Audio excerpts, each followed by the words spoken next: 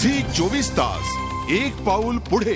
मी माझं graduation complete केल्यानंतर नगर शहरामध्ये मी पावभाजी आणि ज्यूसचा व्यवसाय करत होतो। तर म्हणजे पावभाजी आणि ज्यूसचा व्यवसाय करणाऱ्याला शिवसेनाच फक्त आमदारकीचं तिकीट देऊ शकते, दुसरं कोणताही पक्ष याला तिकीट देऊ शकत नाही। आणि म्हणून ते सांगितलं का शिवसेनेमध्ये सर्वसामान्य तरुण उतरली आणि ती कुठल्या कुठं गेलेली आपण आज पाहतो। त्याच्यामध्ये म्हणजे शिवसेने म्हणजे जे तरुण आलेले किंवा जे आमदार मी पाहिलेले ते आमदार अत्यंत सर्वसामान्य होते, म्हणजे त्यांच्या पाठीमागे कोणताच इतिहास नव्हता, अशीच लोक शिवसेनेमध्ये निवडून आले। मी सर्वात पहिले 27 जुलै 1986 ला बुलढाण्यामध्ये केली। बुलढाण्याचा शहर प्रमुख म्हणून माझ्या राजकीय जीवनामध्ये संघटनात्मक कार्यामध्ये त्या ठिकाणी शिवसेना प्रमुख माननीय बाळासाहेब ठाकरे यांच्या आशीर्वादाने मी सुरुवात करून पहिल्यांदा नगरसेवक झालो।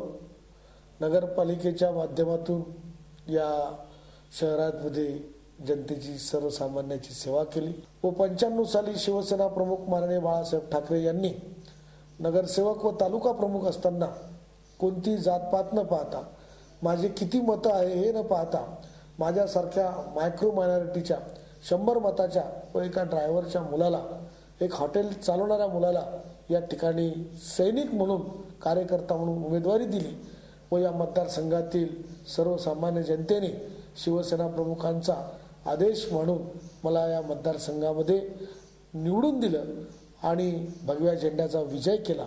शिवसेना प्रमुख बाळासाहेब ठाकरे 95 साली माझ्या विधानसभा निवडणुकीमध्ये प्रचाराला सुद्धा या ठिकाणी आले होते।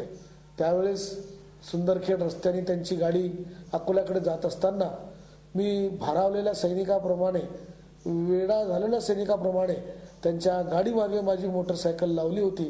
तेव्हा त्यांनी थांबून स्वतः, अरे विजय गाडी मागे आणू नको, जोरात चालू नको, पडशील असं म्हणून त्या ठिकाणी मला थांबवलं व समोर ते निघून गेले।